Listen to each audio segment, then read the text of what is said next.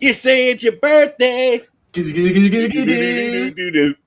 Good evening, everybody. It is the Safety and the Sportswriter show with Knoxville Nate and Big Joe on Knoxville Nate's birthday. Seven Happy birthday, seven buddy. 7-7. You would think I would be a lucky man, Well, you never but know. It could be. Well, you've been lucky in a lot of different ways. So there you hey, go. I am the luckiest man on earth with the two girls I got. So I will say 7-7 has served me well. That's right. And hopefully, you maybe have to, like you said, we have to close this down early tonight to get out to dinner with them, and that'll make a great ending to your day. Yes, But sir. speaking of changes of luck, Baker Mayfield gets his new address down in Carolina. Huge deal for Carolina. Happy for Baker. Mixed reviews. I was listening to a lot of stuff today. There, Baker's going to have the haters. I don't know what this guy's ever done. We've talked about it at length. We're not going to get into it, but there seems to be a lot of guys that he just has PO'd and don't want to give him a chance. The guys who defend him will bring up the fact that in his first year he took a team that went winless the year before and they won 7 games. In his third year, they win 11 games and win their first playoff game in almost 20 years. Last year he's injured, and we talked about it at length. His coach didn't sit him down when he should have, and Cleveland failed. But that's in the rearview mirror now. We've talked about this. I want you to analyze this trade because you're very high on it.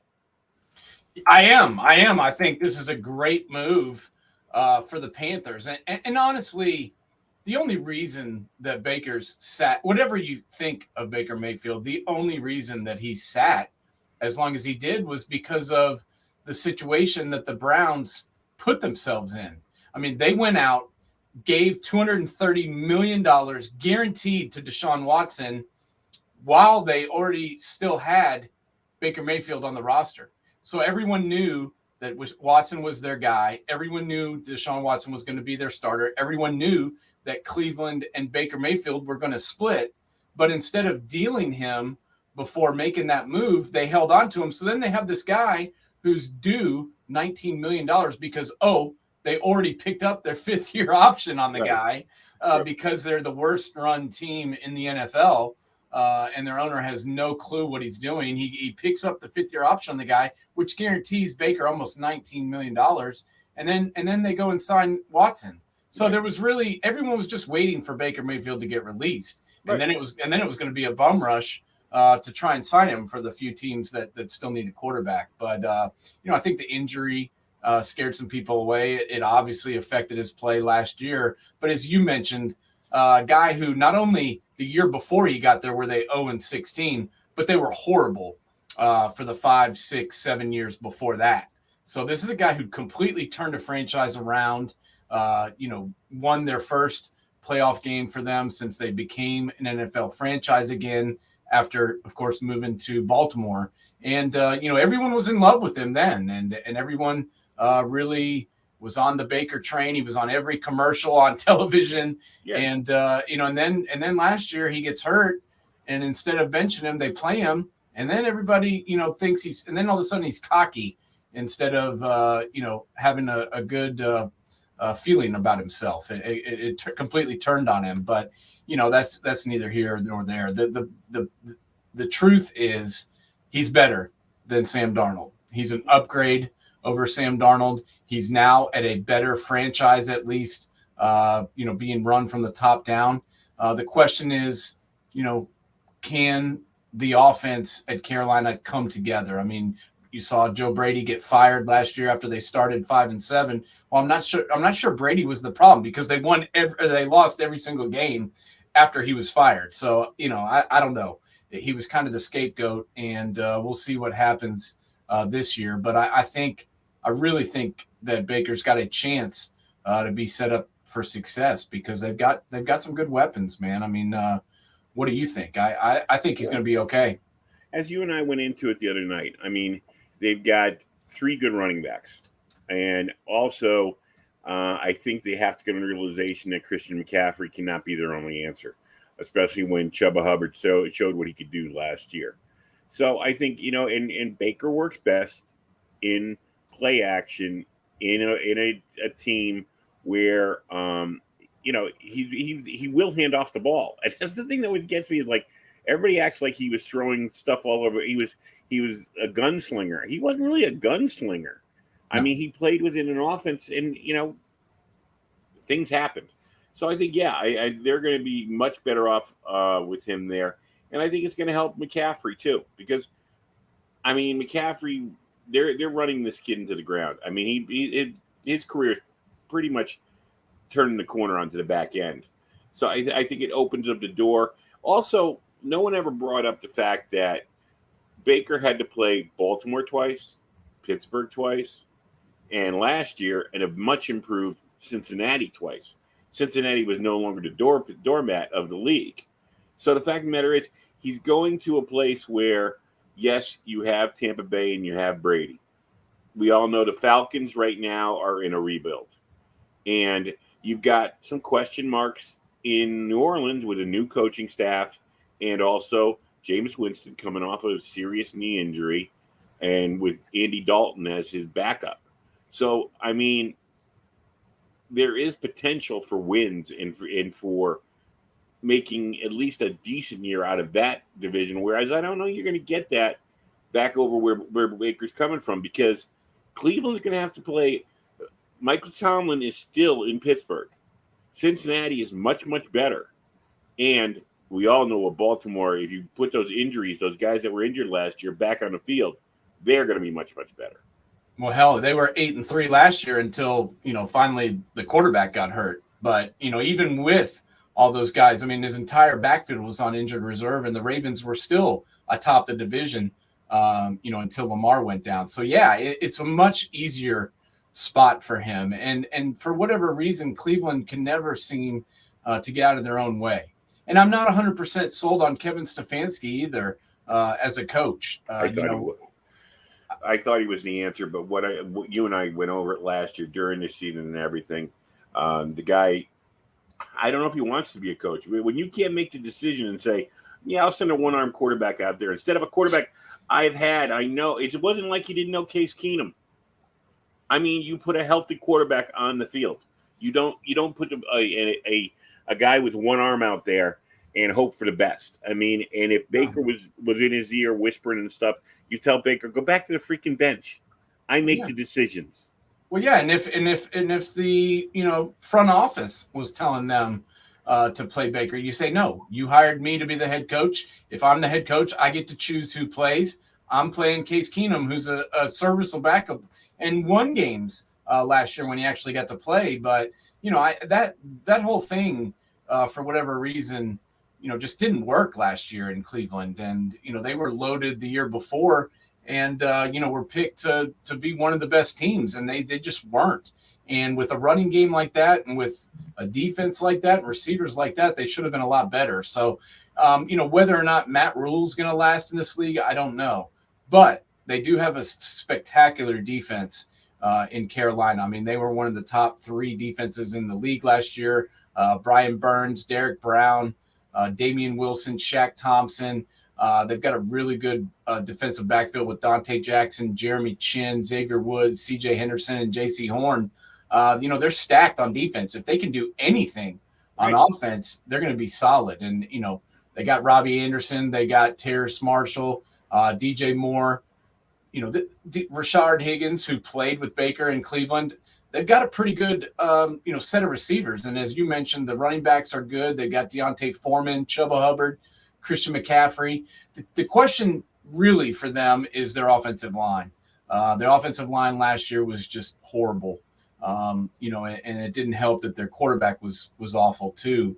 But honestly, no matter who you put back there, they weren't going to be having too much success because there was no time to throw the ball.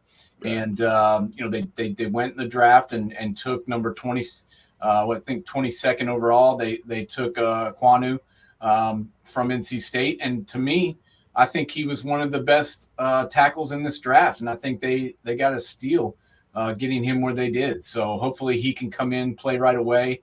And some of these other guys, Christensen, Bozeman, Corbett, and Mouton can play a little bit better, and they can scheme it up based on what Baker does well.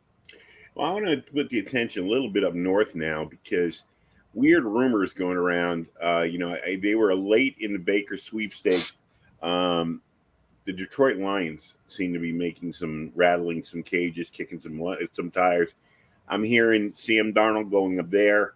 I'm hearing Jimmy Garoppolo is being dangled out there as that might be one of his landing spots. First of all, I think they've already got Jared Goff, who's pretty expensive. And he's not that bad. I mean, I don't know if Garoppolo is even a big improvement over Goff. I know Sam Darnold isn't, and I just don't get the look of this because, okay, if Goff is your guy and you're bringing up Sam Darnold to be his backup, and we all know what Sam Darnold is, why not just stick with Tim Boyle and David Blau? Darnold isn't that much of a backup over him. And to bring Jimmy Garoppolo in, unless you think he'll challenge for the starting, is a waste of money and time. What do you think about that? Yeah, no, I think that's a horrible move. I mean, let's be completely honest. The Lions aren't a quarterback away from being ready to compete. I mean, they're just not. I mean, I like their drafts that they've made, the draft moves they've made the last few years. Getting Sewell on the offensive line, I think, was huge. I also like the draft pick of DeAndre Swift. I like the fact that they picked up Jamal Williams in free agency. And I like the rest of their offensive line. Frank Ragnow's a good center. I like Taylor Decker. I like the draft pick of Amon-Ra St. Brown the year before. But that being said, I mean, we saw what this team was last year. I mean, they are not ready to compete, and they're not a quarterback away. And honestly, is Garoppolo better than Jared Goff? Maybe a little bit, but I don't really see enough of a difference to make that move. And they're about the same age. I think Jared Goff and him are around the same age. I think Goff's a little younger. I think Goff may be a year or two younger. I think Garoppolo is 30 or 31. And I think Goff is like 28. Yeah, they're around the same age. So I don't understand why you would do that. I think you stick with Goff for now. You know what you've got with him. You know that if you scheme it up right, this guy can win games. He took the Rams to the Super Bowl, for Christ's sakes. So if you can do enough around this guy, you can win football games in the NFL.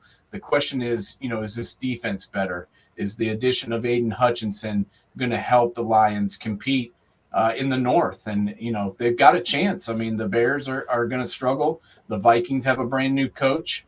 The Packers have lost one of their best players to the Raiders and their Devontae Adams. So, they've got a chance to compete, but I don't see how bringing in Sam Darnold or bringing in Garoppolo, either one of them is going to make that team better. I really don't think it'd make any difference. And I also think that it's time people start appreciating Goff a little bit. I mean, here's a guy who got beat up his first year out in L.A. And then they replaced it. They get a good coaching staff in there. He helps turn that franchise around. He gets thrown to the curb. He goes up, doesn't complain.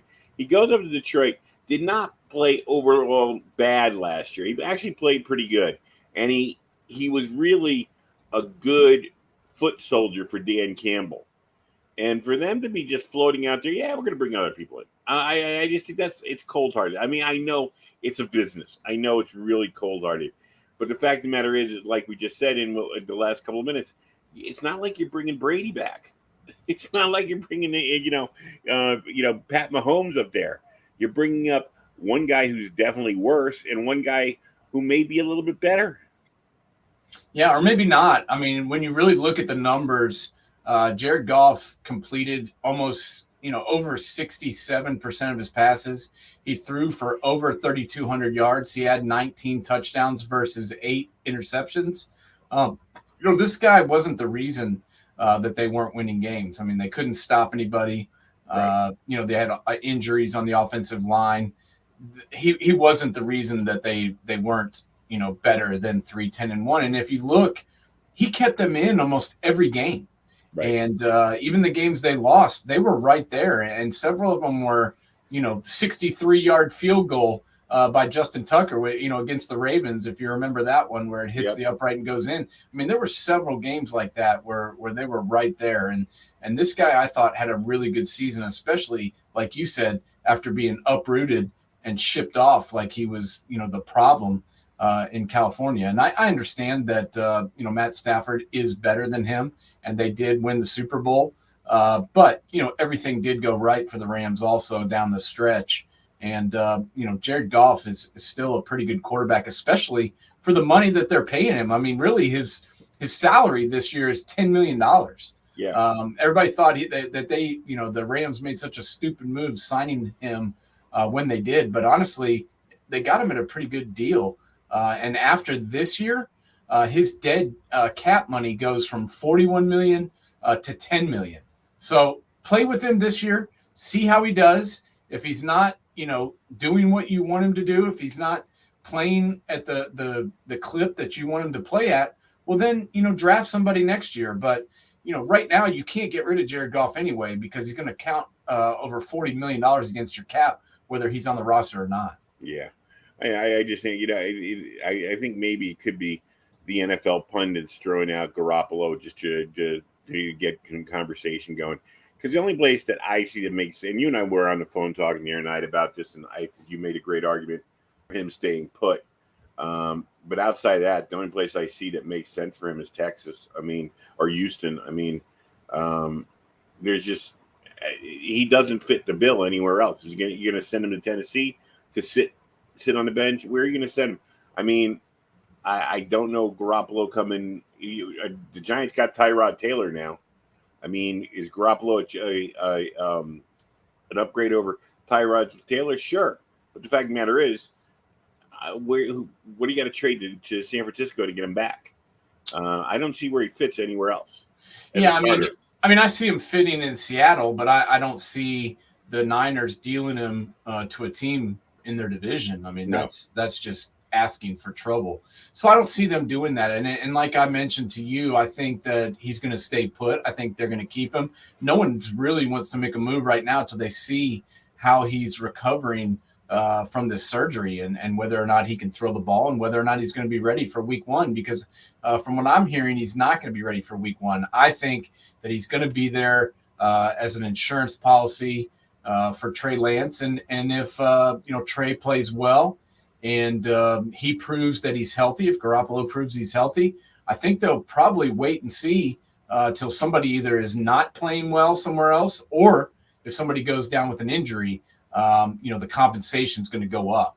As soon as somebody goes down, that trade value for Jimmy Garoppolo is just going to increase tenfold. And I think that's what we're going to have to wait for is see who gets hurt and when. Yeah, definitely. I that's probably the way it's going to go now, especially so close to camp too. Why do you want to start moving things around and making any moves now when who knows what'll happen when people first go into camp? When we're looking at a few other things going on. Where do I want to see that? Oh, people talking about Miami, thinking that the wide receivers are going to make the biggest difference with Tua down there and with Teddy Bridgewater as his backup. What do you think about Miami this year? Yeah, they definitely have upgraded their roster considerably. That was my biggest thing last year was, Jalen Waddle was by far their best option at wide receiver, and he was a damn rookie. So it was kind of like, why do they have no one else that can do anything on this entire team besides their rookie? And he led their team, and they really made moves this offseason. They upgraded that position considerably. They added Tyreek Hill, they added Cedric Wilson Jr. from Dallas, and then most importantly, they added Teron Armstead, the left tackle from the Saints. So there's no more excuses with Tua. There was the injury, there was last year there was no weapons. Well, really now he's got all that stuff. He should be healthy for the first time in his career in a long time. He should be pretty healthy, and he's He's got plenty of weapons, and the offensive line should be better. So I think this is a time where they've got to see what they've got. If he doesn't play well, I don't think it'll be too long before they make the move and put Teddy Bridgewater out there, because he's proven when he's healthy, he can win games in this league. Yeah, for sure. Let's switch over to the NBA. Of course, we touched on it a little bit last week, and it's now become a big thing. Kevin Durant. First of all, when you look at the legacy of Kevin Durant now, how scuffed up is it? Just because of the fact that he's got deer ears. I mean, anybody who says anything critical about him and he takes to Twitter on it, I mean, worse than our last president. I mean, he makes our last president look, low profile on Twitter. I mean, it's ridiculous, the fact that this guy can't take any criticism. And yeah, he's a great talent, but wasn't he supposed to do something in Brooklyn that never got done?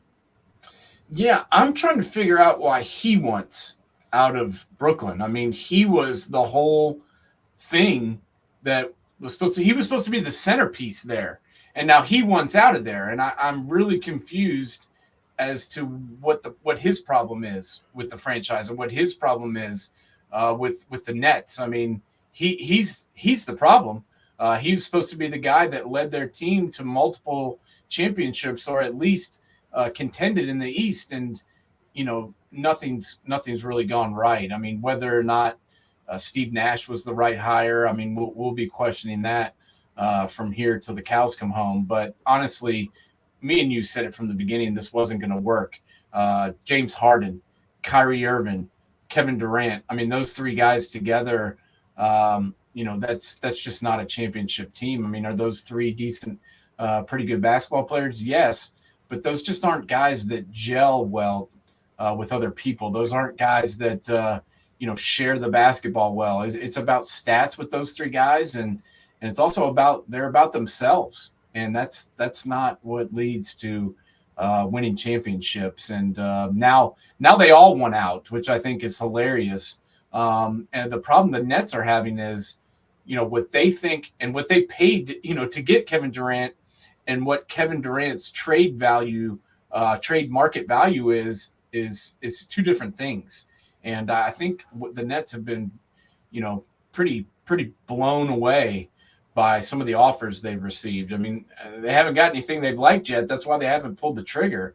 And I don't think they're going to get really what they want for him. I think they're going to have to just bite the bullet and go into rebuild mode and start over, because, he'll probably just sit out. But, does Kyrie Irving come back and play?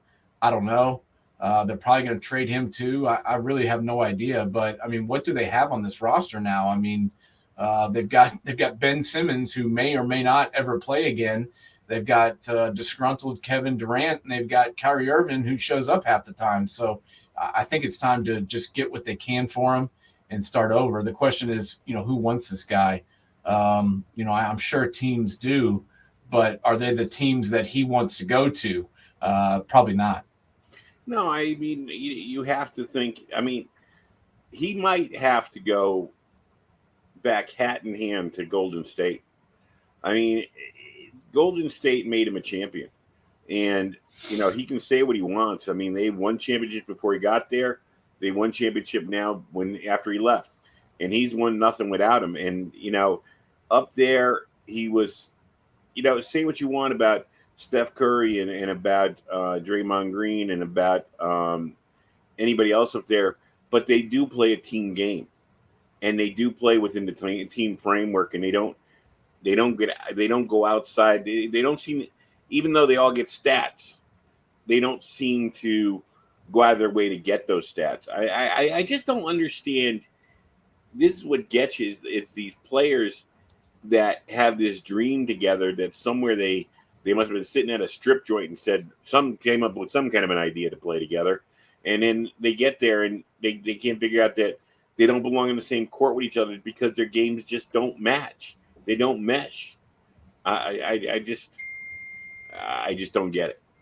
Yeah, I don't either. And, there's some quite crazy things out there right now as far as, the odds makers on where Kevin Durant's going to go. And, the teams that he wants to go to are number one, the Suns, and number two, the Heat. So those are the top two as far as the odds to get him. But, I'm just not sure that adding Kevin Durant puts the Suns over the hump. I mean, I really think they're a team that is close.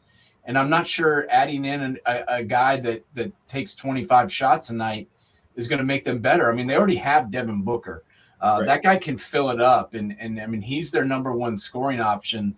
And then you've got Chris Paul, who facilitates that offense. And then you've got the big man down low and DeAndre Ayton.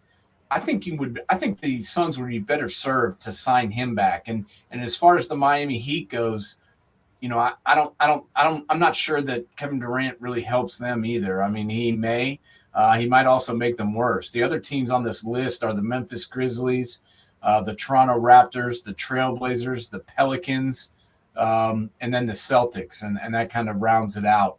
I don't know, man. I mean, I don't see anybody on that list really where Kevin Durant would fit with what the team needs, except for maybe the Raptors or the Blazers. Those are two teams that could really use Kevin Durant, but does he want to go either one of those places? I doubt it. What about Memphis with Ja Morant? What about Memphis? How would that fit together with the rest of that team? You know the team better than me, and down in the Grizzlies. What would they have to subtract to get him, and where would he fit in there? Yeah, I mean, I think that wouldn't be the worst place for him to end up. However, what do the Grizzlies have to trade? I mean, that's what I'm confused about. I mean, do they get rid of Jaren Jackson Jr., who they drafted and they've had since day one and have really developed into a stellar power forward in this league? I mean, do they have to trade him? Do they have to trade Desmond Bane, who's been an up and coming shooting guard for them? I mean, I just don't see who on this roster the Nets would be willing to deal Kevin Durant for. I mean, obviously, they could be looking for draft picks in the future, but I would assume that the Nets would want to get somebody that can come back and play this year. And I just don't see anybody on the Memphis roster that they could trade for. Now, do I think he would help Memphis? Oh, yeah. I think that would be huge. I mean, that might be one thing that could allow the Grizzlies to compete in the West. But yeah. I just don't see them having anybody that they can trade. Yeah, to me, that makes a lot of sense with him, with that young talent and Ja Morant, a true point guard who would be a facilitator for him. And he could take him. I don't know if I really want him taking him under his wing. I shouldn't say that. But I think those two could coexist well together. But like you said, and I mean, when you're looking at this in NBA, the way the NBA draft has been one and done, all these, I mean, if you look back over the last 5 years, can you give me 10 draft choices in the NBA that have been difference makers? Yeah, I mean, we could. It's such a weird thing in the NBA. You're drafting. Most of these teams are drafting purely based on ceiling. Right.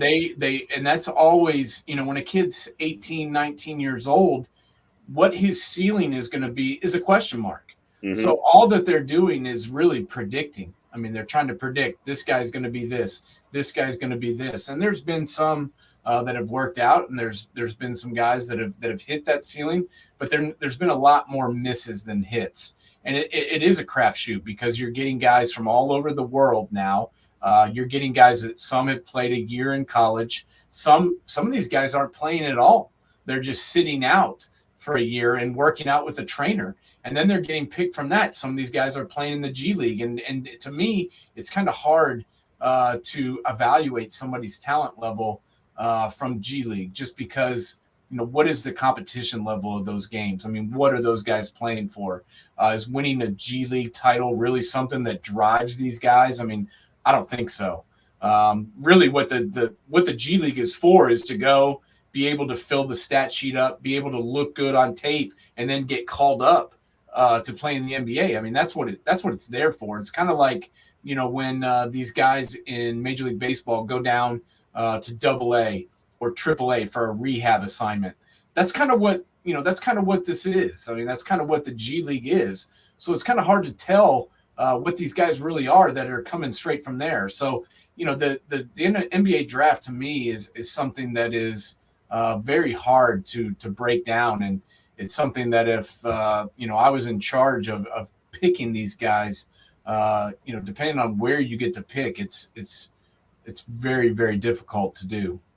Yeah, I mean, to me, the NBA draft is now evolving into what Major League Baseball draft and minor leagues are.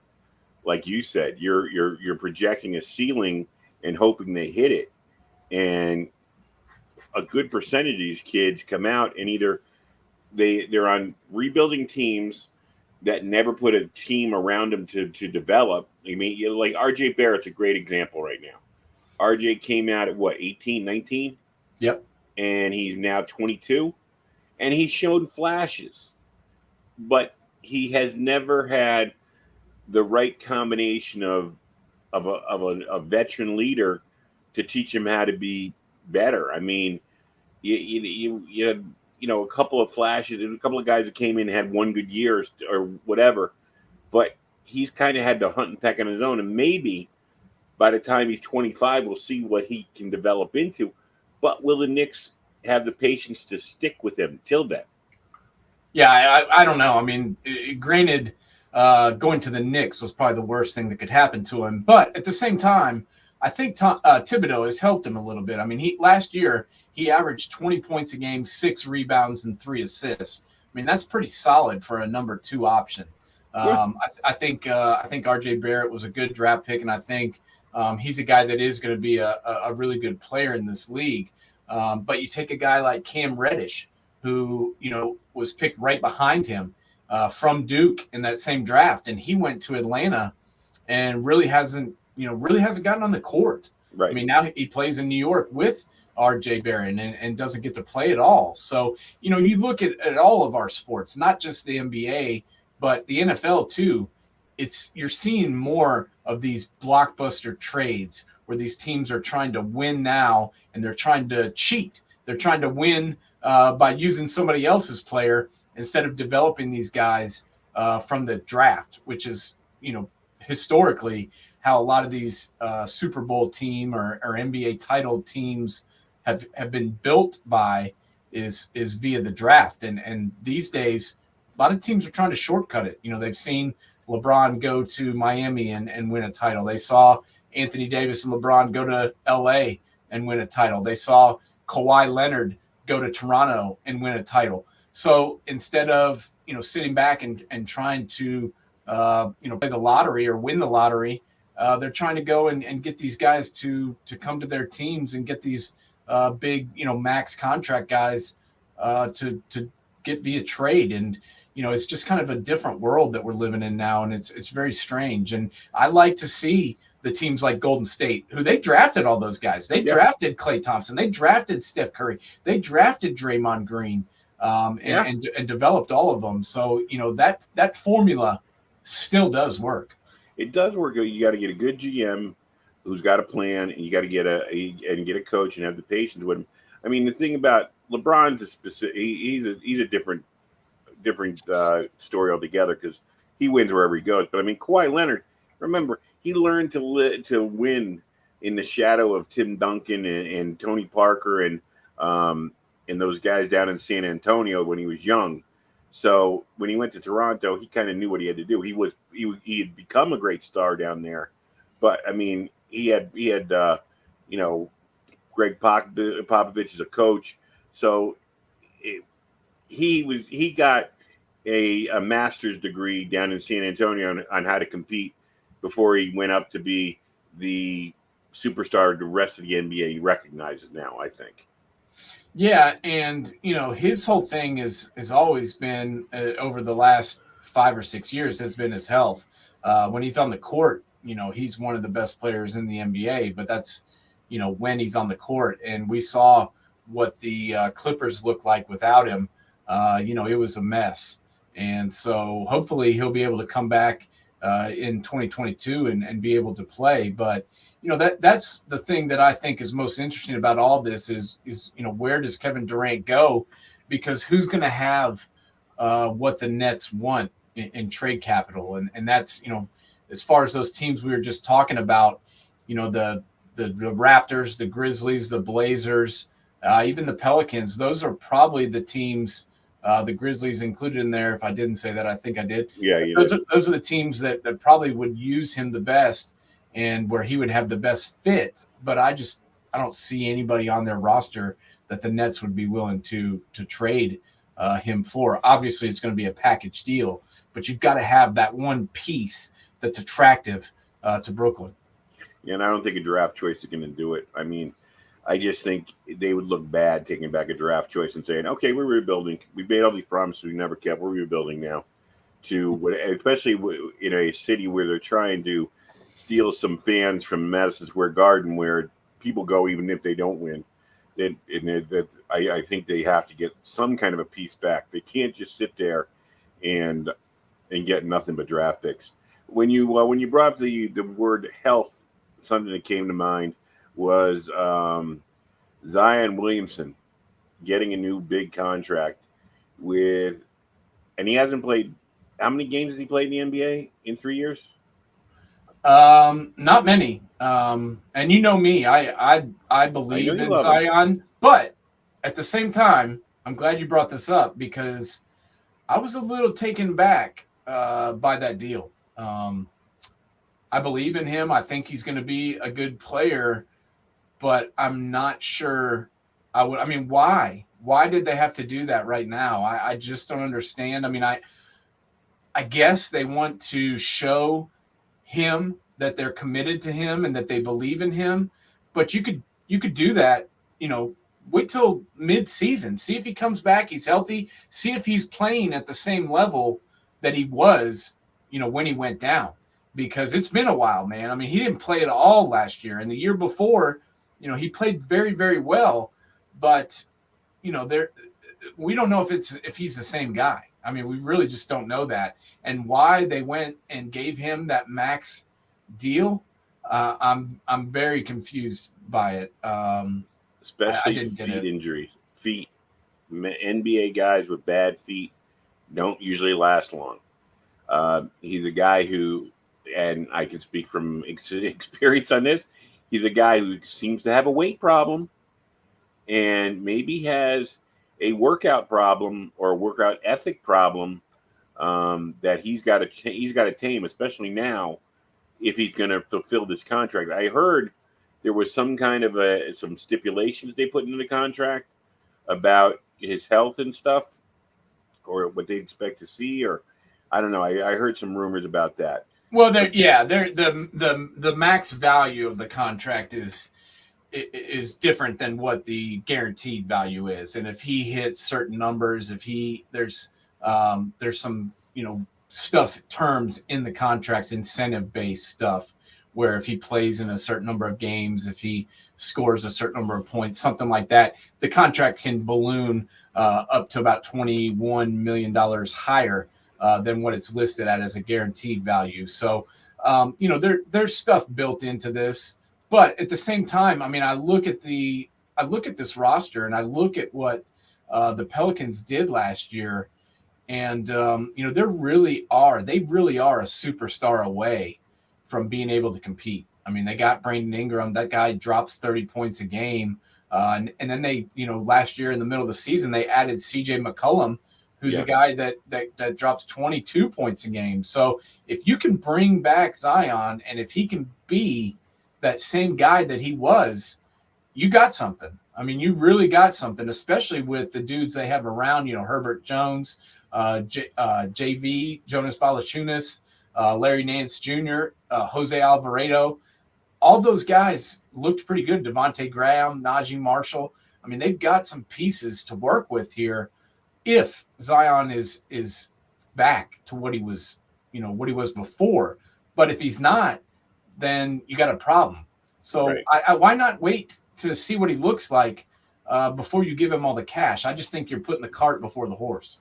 I totally agree with you there. I mean, I just think I think they should have waited. I guess maybe they wanted to make a splash. Maybe they wanted to get something in.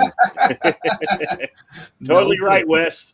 No, Wes, I'm with you, man. He's a Twinkie away from another foot injury.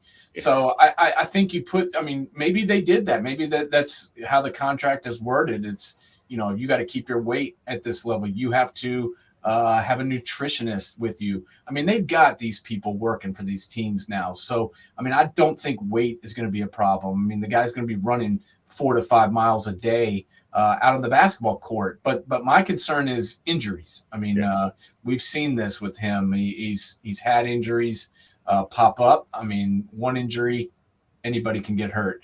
2 injuries, we're kind of seeing a theme here. But, we're on the 3rd injury now. So, I would be a little bit nervous. I would make sure that I could see him out there playing before I gave him $200 million. But they opted to go ahead and give it to him, which kind of shocked me. Because the NBA needs him. They need John Morant. They need some young talent in here. LeBron can't be around forever. There's some young. Giannis is still basically young. But and Tatum and those guys are young, but you don't want to lose a potential star like that,